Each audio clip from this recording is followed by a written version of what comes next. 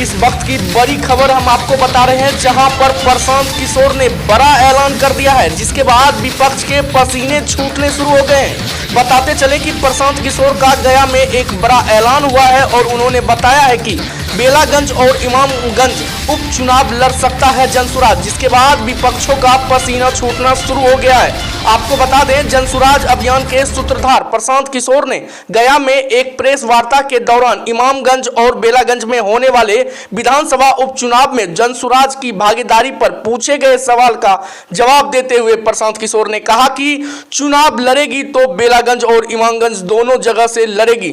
2 अक्टूबर के बाद अगर चुनाव होगा तो निश्चित तौर पर चुनाव लड़ा जाएगा, लेकिन अगर 2 अक्टूबर से पहले चुनाव होता है तो जनसुराज के साथी अगर मिलकर तय करते हैं कि चुनाव लड़ना है तो जनसुराज से जुड़े किसी निर्दलीय साथी को समर्थन देकर चुनाव लड़ाया जा सकता है। इस वक्त की हम आपको बड़ी खबर दे रहे हैं, जहां पर पीके का यह सबसे बड़ा ऐलान है। अगर जनसुराज चुनाव लड़ेगा, बाई इलेक्शन लड़ेगा, तो वो बेलागंज इमामगंज दोनों जगह लड़ेगा, और अगर नहीं लड़ेंगे तो दोनों जगह नहीं लड़ेंगे। ऐसा नहीं है कि इमामगंज के लिए अलग है और बेलागंज के लिए अलग है।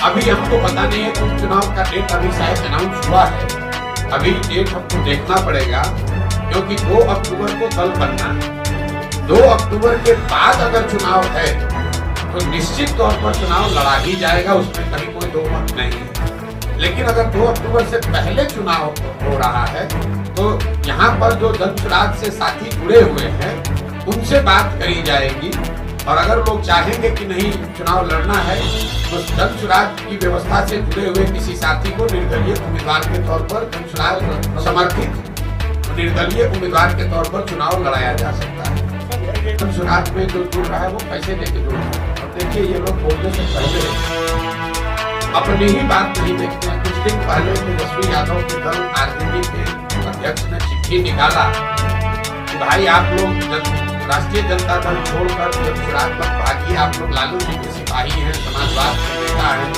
सामाजिक न्याय के विरोधा के साथ जुड़े रहे हैं।